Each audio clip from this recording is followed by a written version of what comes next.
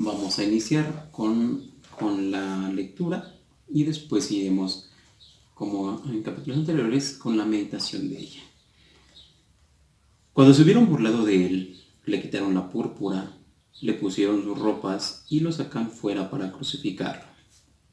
Y obligaron a uno que pasaba, a Simón de Cirene, que volvía del campo, el padre de Alejandro y de Rufo, a que llevara su cruz. Le conducen al lugar del Gólgota, que quiere decir Calvario. Le daban vino con mirra, pero él no lo tomó. Le crucifican y se reparten sus vestidos, echando suertes a ver qué se llevaba cada uno. Era media mañana cuando le crucificaron, y estaba puesta la inscripción de la causa de su condena, el rey de los judíos. Con él crucificaron a 2 salteadores, uno a su derecha y otro a su izquierda.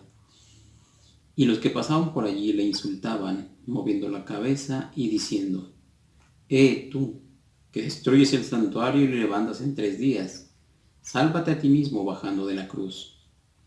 Igualmente los sumos sacerdotes se burlaban entre ellos, junto con los escribas, diciendo: a otro salvó y a sí mismo no puede salvarse. El Cristo, el Rey de Israel, que baje ahora de la cruz, para que lo veamos y creamos. También injuriaban los que con él estaban crucificados. Llegado el mediodía, hubo oscuridad sobre toda la tierra hasta media tarde. A media tarde gritó Jesús con fuerte voz: Eloí, Eloí, lema sabactani, que quiere decir: Dios mío, ¿por qué me has abandonado? Al oír esto, algunos de los presentes decían: mira, llama a Elías. Entonces uno fue corriendo a empapar una esponja en vinagre y, sujetándola a una caña, le ofrecía de beber, diciendo: déjenlo, vamos a ver si viene Elías a descolgarle. Pero Jesús, lanzando un fuerte grito, expiró, y el velo del santuario se rasgó en 2, de arriba a abajo. Al ver el centurión, que estaba frente a él, que había expirado de esa manera, dijo: verdaderamente este hombre era hijo de Dios. Había también unas mujeres mirando desde lejos, entre ellas María Magdalena, María la madre de Santiago el menor y de José, y Salomé, que le seguían y le servían cuando estaba en Galilea, y otras muchas que habían subido con él a Jerusalén. Pues bien, ya hemos realizado la lectura. Vamos ahora a apoyar esta lectura con algunas referencias bíblicas que nos ayudarán a contextualizar, a enriquecer esta lectura tan bella. Dice así: Proverbios, capítulo 31, versículos 6 y 7, en los Salmos 22.2, el Salmo 22.18, el Salmo 30.12, el Salmo 38.12, el Salmo 41.10 nos hablarán acerca de esto o enriquecerán esta lectura. Isaías capítulo 11 versículo 4 e Isaías 52 del versículo 13 hasta el capítulo 53 versículo 7 nos hablan acerca de todo esto. Nos ayudan a enriquecer un poquito esta lectura que nosotros hemos terminado, hemos hecho. Inmediatamente después, en el versículo 21, se nos muestra a un personaje. ¿Quién es este personaje? Así como la mujer que derrama el perfume costoso queda en la historia, esa acción queda en la historia, también la acción de Simón de Cirene. ¿Quién es?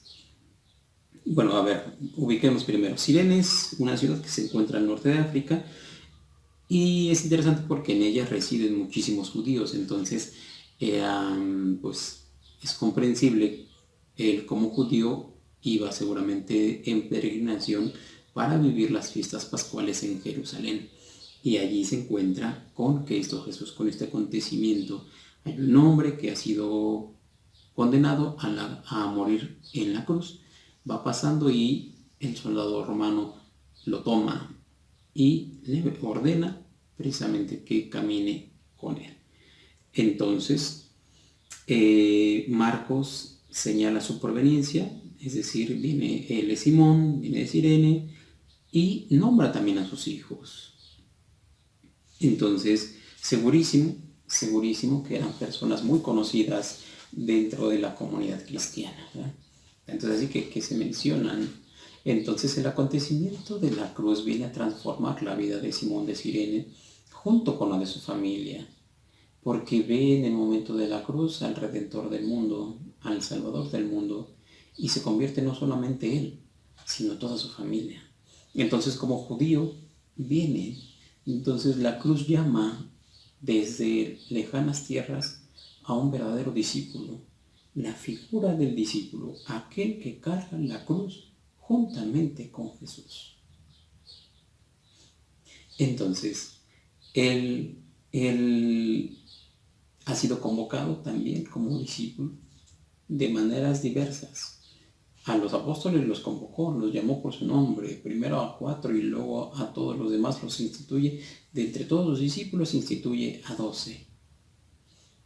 Ahora la cruz llama desde tierras muy lejanas a un discípulo, un auténtico discípulo. Entonces dice que le obligan a llevar la cruz. En el versículo 23 dice que le obligan, le quieren dar, le daban vino con mirra, pero él no lo toma. ¿Por qué? Es una manera de poder hacer menos los dolores, ¿verdad? Como que baja un poquito la densidad. Entonces ese vino mezclado con hiel que nos marca el versículo 23, Jesús lo rechaza de manera inmediata. ¿Por qué? Porque quiere afrontar lúcidamente el suplicio, ese destino, con conciencia quiere entregar plenamente la vida. Y es que es así, y siempre fue así en Cristo Jesús, la entrega de la donación total, no en la inconsciencia como los apóstoles en Getsemaní, no, con una lucidez pese al dolor que implica el dolor. Entonces dice que le crucifican, dice que en el versículo 24 dice, le crucifican y se reparten sus vestidos. Este suplicio de la cruz es una práctica que venía desde antes. De hecho aparece con los persas y llega al pueblo romano a través de los cartaginenses. Es decir, hay dos maneras, o ellos acostumbraban dos maneras de crucificar. Una que es en forma de T, llamada crux in commissa, y la forma de cruz como la conocemos actualmente, una T minúscula, como la crux in missa. A esta le proceden algunos tormentos físicos, lo que nosotros conocemos como la flagelación, le precedían y ya el condenado tenía que llevar, o llevaba la cruz o llevaba el travesaño, ¿verdad?, hasta el lugar de la ejecución, y se fijaba con clavos o con cuerdas, o en algunos casos con ambos, para evitar precisamente el desgarramiento de la piel, el quebrantar también los huesos. Entonces, sería muy bueno que estos capítulos desde Getsemaní hasta este capítulo de la cruz pudiésemos observar con detenimiento la película de La Pasión de Mel Gibson. En ella se ponen de manifiesto elementos muy realistas y muy basados en hechos bíblicos, ¿verdad? Entonces, bueno, podríamos darnos una idea y enriquecer tal vez o ambientar todo este texto, tanto el de Getsemaní como el de la crucifixión. Y vemos esto precisamente que les estamos mostrando o que les estamos explicando, también podríamos tener elementos visuales también, ¿eh? Datos interesantes. Uno, el colgamiento de los criminales dentro de la cultura judía ya existía, no era ajeno a ellos, no es que llegaran los romanos a imponer. Si nosotros vamos al libro del Deuteronomio, en su capítulo 21, versículos 22 y 23, vamos a darnos cuenta de esto. También hay una fuente judía, un rollo del templo de Qumran, es expresado en IQ mayúscula, templo, capítulo 64, versículos 6 al 13. Entonces esta fuente judía nos habla precisamente ya de esto. En ella se prevé ya el colgamiento como suplicio para dos clases de delitos. El primero, una alta traición, y segundo, para un crimen capital. Entonces ya existía, ya se conocía en aquel momento. De hecho, en el año 88 a.C., el sacerdote asmoneo Alejandro Janeo hizo crucificar a 800 rebeldes. Ya más para acá, en el año 4 a.C., a la muerte de Herodes el Grande, Varo, que era gobernador de Siria, hizo crucificar a 2000 rebeldes en Jerusalén. Entonces, no era ajeno, era conocido por ellos, por lo tanto no les pareció extraño tampoco. Sin embargo, sí lo adaptan a su propia cultura. ¿Por qué? Porque el pueblo romano, los soldados romanos más bien, acostumbraban a crucificarlo completamente desnudo. De hecho, ya hay algunos autores que manejaban esta parte. No, es que Jesús no es como lo representan en las cruces, con un paño, sino que murió desnudo. Sí, ciertamente era una costumbre de los romanos. Sin embargo, las normas judías pedían que todos los condenados llevaran por lo menos un trozo de paño. Entonces, ¿para qué no? Entonces sí se adaptó precisamente a las normativas judías. Se nos maneja también un dato temporal. Los momentos de la pasión, hay una comparativa con las plegarias litúrgicas dentro del templo. ¿Por qué? A la hora tercia, que es la liturgia, en el versículo 25, en ese momento se da la acción de la crucifixión. Acontece la crucifixión.